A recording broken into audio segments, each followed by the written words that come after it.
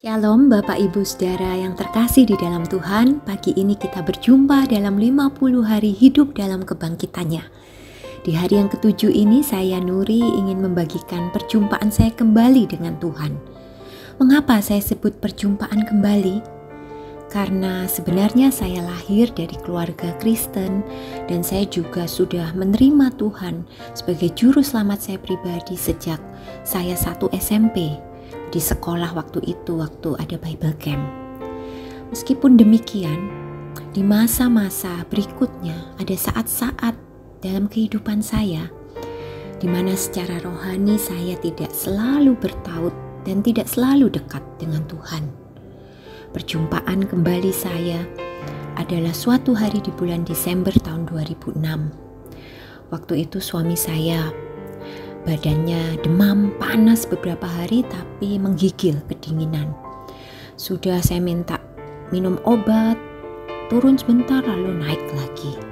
Saya ajak ke dokter, dia bilang kayaknya ini kecapean atau masuk angin biasa. Sampai malam Natal kami masih pergi ke gereja, tapi sepulangnya dari sana panas lagi. Dan pada waktu hari Natal saya paksa ke rumah sakit, ke IGD, dan akhirnya ketahuan kalau itu demam berdarah. Jadi rawat inap, tapi saya tidak menemani sampai nginap di rumah sakit. Karena waktu itu Esther masih 3 bulan, jadi saya pulang. Cuman secara manusia saya pikir udah aman lah, sudah ditangani dokter, sudah diinfus. Nah, esok paginya waktu saya berangkat ke rumah sakit dan sudah sampai di parkiran rumah sakit, HP saya berbunyi. Ternyata dari rumah sakit dan suster yang menelpon bilang, "Ibu, suami ibu kami bawa ke ICU karena suami ibu mengalami shock masa kritis dalam siklus demam berdarah."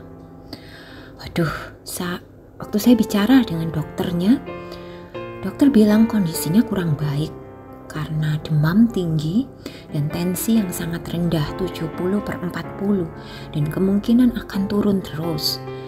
Saya tanya, "Dok, apa yang bisa dokter lakukan? Obat apa yang bisa menolong?" Dan jawaban dokter waktu itu sungguh di luar perkiraan saya. Karena dokter menjawab, "Kita berusaha, tapi tidak ada satupun yang bisa menjamin bagaimana respon tubuh pasien terhadap obat. Ibu berdoa saja."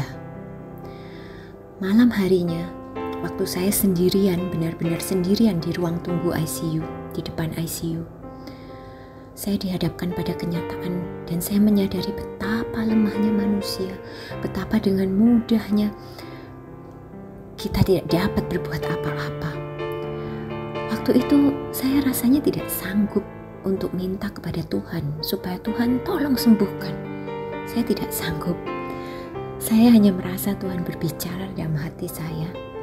"Nuri, selama ini kamu sibuk dengan banyak urusan, sibuk bekerja, khawatir ini, khawatir itu, memikirkan keuangan dan lain-lain.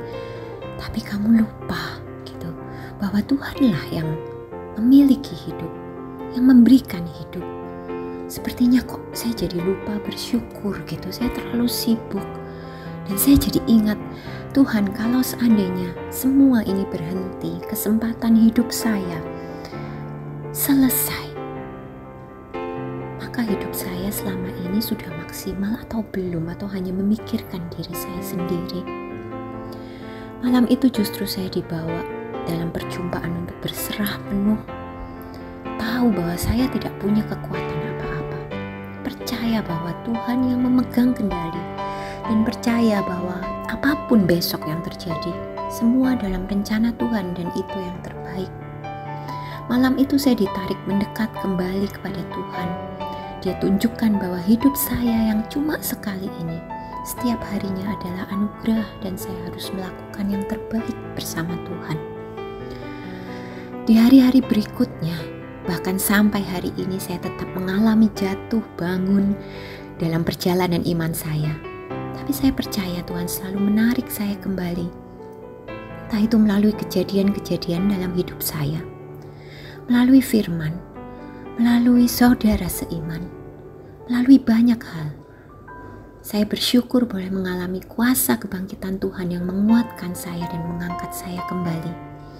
Satu ayat yang mengingatkan saya adalah Mazmur 90 ayat 12 yang berbunyi, ajarlah kami menghitung hari-hari kami sedemikian hingga kami beroleh hati yang bijaksana.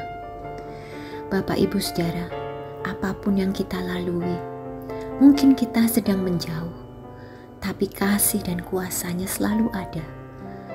Ketika kita datang padanya, bahkan Dia menarik kita mendekat. Mari kita berdoa.